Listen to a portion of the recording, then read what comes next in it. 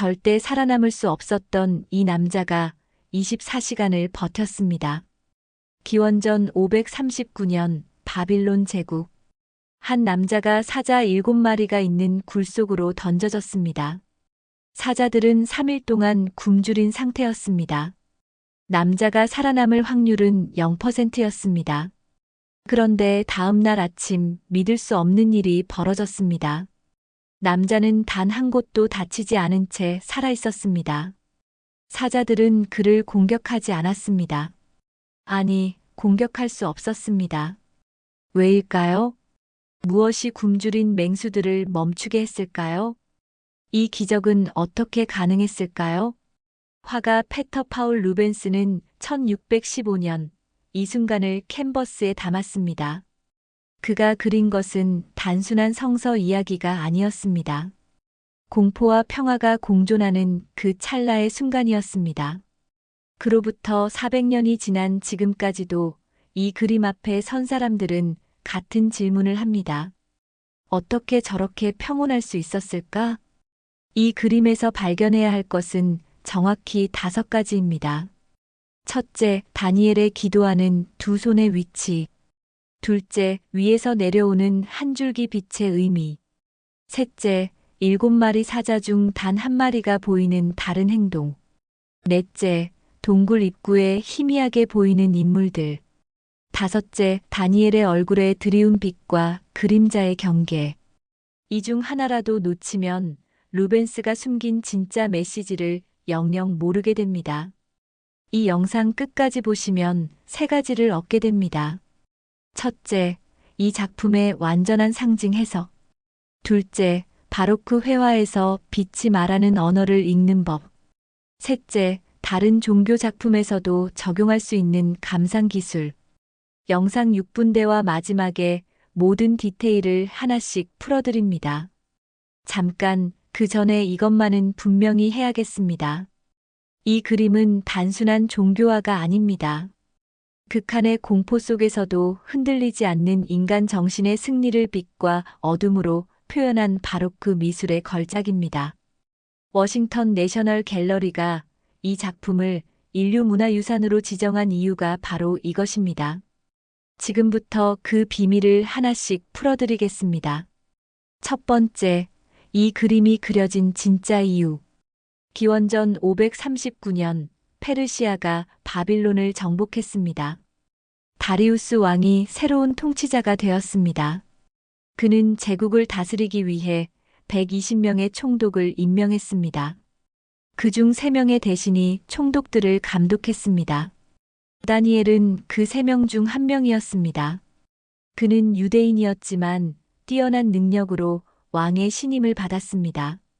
성경 기록에 따르면 다니엘은 당시 80세가 넘었습니다. 그런데 문제가 생겼습니다. 다른 대신들과 총독들이 다니엘을 질투했습니다. 외국인인 그가 왕의 총애를 받는 것을 견딜 수 없었던 겁니다.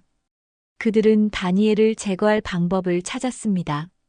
하지만 다니엘은 흠잡을 데가 없었습니다. 부정부패도 없었고 직무태만도 없었습니다. 단 한 가지 약점만 있었습니다.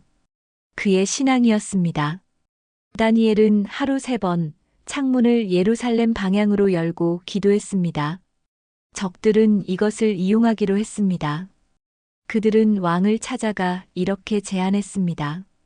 폐하의 권위를 높이기 위해 30일 동안 왕 외에 다른 신이나 사람에게 기도하는 자는 사자굴에 던져 넣는 법을 만들어 주십시오.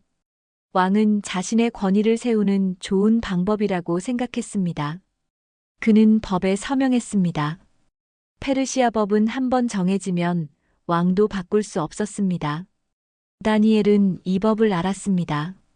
하지만 그는 기도를 멈추지 않았습니다.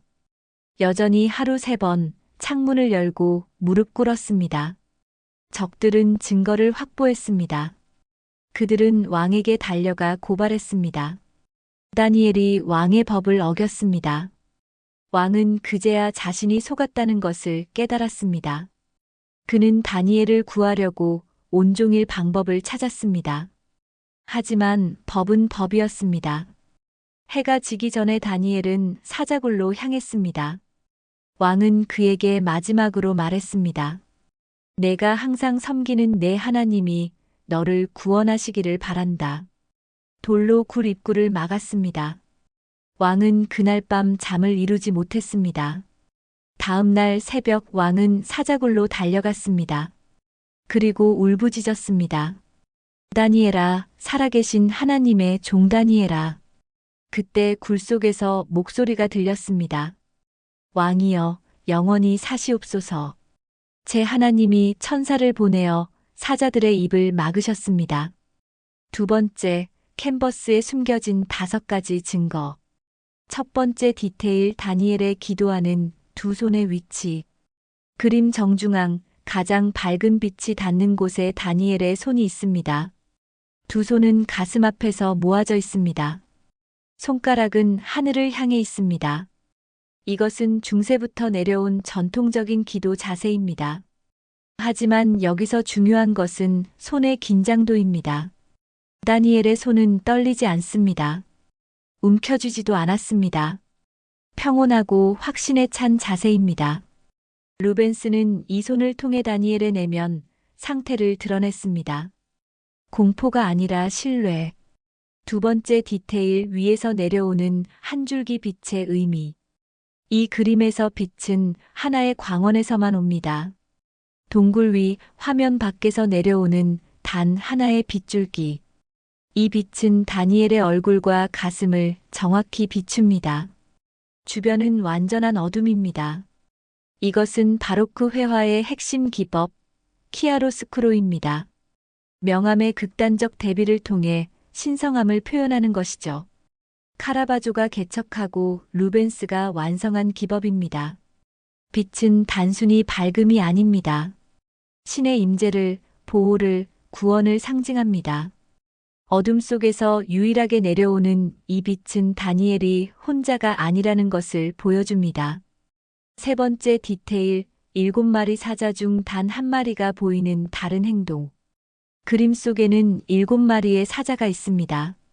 6마리는 다니엘 주변을 둘러싸고 있습니다. 하지만 가만히 보면 행동이 다릅니다. 앞쪽 2마리는 다니엘을 바라보고 있지만 움직이지 않습니다. 오른쪽 사자는 누워 있습니다. 왼쪽 뒤편의 사자는 고개를 돌리고 있습니다. 그런데 가장 왼쪽 구석의 한 마리만 다릅니다. 그 사자는 입을 벌리고 있습니다. 마치 포효하려는 듯. 하지만 소리는 나지 않습니다. 루벤스는 이 디테일로 무엇을 말하려 했을까요? 본능은 여전히 남아있지만 행동으로 옮길 수 없는 상태. 보이지 않는 힘에 의해 억제된 야생의 본성. 네 번째 디테일, 동굴 입구에 희미하게 보이는 인물들. 그림 왼쪽 위, 어둠 속에 희미한 형체들이 있습니다. 자세히 보면 사람들입니다. 굴 입구를 막았던 돌을 치우는 병사들. 그리고 그 뒤에 왕의 모습이 보입니다. 루벤스는 이들을 거의 보이지 않게 그렸습니다. 왜일까요? 이것은 시간의 암시입니다. 그림은 두 순간을 동시에 담고 있습니다. 밤 동안의 기적과 아침의 구원. 과거와 현재가 한 화면에 공존하는 것이죠. 다섯 번째 디테일, 다니엘의 얼굴에 드리운 빛과 그림자의 경계. 다니엘의 얼굴은 반은 빛 속에, 반은 그림자 속에 있습니다. 이것은 단순한 명암 효과가 아닙니다. 인간과 신성의 경계를 나타냅니다. 육체는 여전히 어둠 속 위험에 노출되어 있습니다. 하지만 영혼은 빛 속에서 보호받고 있습니다. 루벤스는 이 섬세한 경계선을 통해 신앙의 본질을 표현했습니다. 물리적 현실과 영적 진실의 공존. 잠깐 여기까지 보셨다면 구독 버튼을 눌러주세요. 이런 이야기가 더 보고 싶으시다면 좋아요도 함께 부탁드립니다. 세 번째, 화가가 숨긴 진짜 메시지. 페터 파울 루벤스는 1577년 독일에서 태어났습니다. 하지만 그는 플랑드르, 지금의 벨기에에서 자랐습니다. 그는 20대에 이탈리아로 유학을 갔습니다. 거기서 카라바조와 티치아노의 작품을 보고 큰 영감을 받았습니다. 특히 카라바조의 극적인 명암 대비에 매료되었습니다. 루벤스는 이 기법을 자신만의 방식으로 발전시켰습니다. 1608년 그는 안트베르펜으로 돌아왔습니다. 곧 유럽에서 가장 유명한 화가가 되었습니다. 왕실과 교회, 귀족들이 그의 작품을 원했습니다. 사자굴 속의 다니엘은 1615년경 그려졌습니다. 이 작품을 의뢰한 사람은 영국 대사 더들리 칼튼 경이었습니다. 당시 유럽은 종교 전쟁으로 혼란스러웠습니다. 가톨릭과 개신교가 대립했습니다. 플랑드르는 가톨릭 지역이었지만 개신교의 영향도 컸습니다. 루벤스 자신은 독실한 가톨릭 신자였습니다. 하지만 그의 예술은 종파를 넘어섰습니다. 이 작품의 구도를 보면 루벤스의 천재성이 드러납니다. 다니엘은 정확히 화면 중앙에 있습니다. 그를 중심으로 사자들이 원형으로 배치되어 있습니다. 이것은 르네상스 이래 신성함을 표현하는 전통적 구도입니다. 원은 완전함과 영원함을 상징하니까요. 하지만 루벤스는 여기에 바로크적 역동성을 더했습니다. 사자들의 몸은 곡선으로 꿈틀거립니다. 근육의 긴장, 털의 움직임이 생생합니다. 정적인 구도 안에 동적인 에너지가 담겨 있는 것이죠. 색채 선택도 주목할 만합니다. 전체적으로 어두운 톤이 지배합니다. 갈색, 검은색, 짙은 황토색. 이것은 동굴의 어둠을 나타냅니다. 하지만 다니엘의 옷만 예외입니다. 그는 밝은 회색빛 흰색 옷을 입고 있습니다. 이 대비가 그를 더욱 돋보이게 만듭니다. 어둠 속의 유일한 빛. 루벤스의 붓질은 자유롭고 역동적입니다. 사자들의 갈기는 거친 붓질로 생동감 있게 표현되었습니다. 반면 다니엘의 얼굴은 섬세하고 부드럽게 그려졌습니다. 이 대비는 야생과 문명, 본능과 이성의 차이를 시각화합니다. 의뢰인 칼튼 경은 개신교 신자였습니다. 하지만 루벤스는 가톨릭적 상징을 배제하지 않았습니다. 위에서 내려오는 빛은 성령의 임재를 암시합니다. 동시에 이 빛은 보편적입니다. 특정 교리가 아니라 신앙 자체를 상징하는 것이죠. 루벤스가 이 작품에서 전하고 싶었던 메시지는 명확합니다. 진정한 신앙은 죽음의 공포도 이긴다는 것. 외부 상황이 아무리 절망적이어도 내면의 확신은 흔들리지 않는다는 것. 이것은 종교를 넘어선 인간 정신의 승리입니다. 네 번째, 당신이 몰랐던 또 다른 진실. 이 그림에 대한 해석은 시대에 따라 변화했습니다. 17세기에는 순수한 종교화로 받아들여졌습니다. 다니엘의 기적을 증명하는 증거였죠. 교회에서는 이 작품을 신앙교육에 활용했습니다. 보라, 하나님을 믿으면 사자도 두렵지 않다. 18세기 계몽주의 시대에는 해석이 달라졌습니다. 합리주의자들은 기적을 의심했습니다.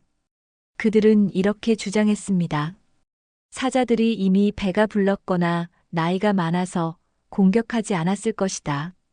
하지만 예술로서의 가치는 인정했습니다. 루벤스의 뛰어난 기법, 극적인 구성은 시대를 초월했으니까요. 19세기 낭만주의 시대에는 또 다른 관점이 등장했습니다. 예술가들은 다니엘을 순교자의 원형으로 보았습니다.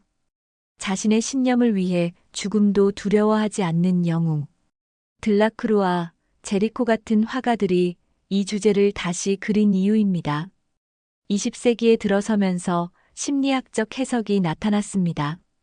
정신분석학자들은 이 그림을 무의식의 상징으로 읽었습니다. 사자는 억압된 본능과 욕망. 다니엘은 초자아, 즉 도덕적 자아. 빛은 의식의 각성.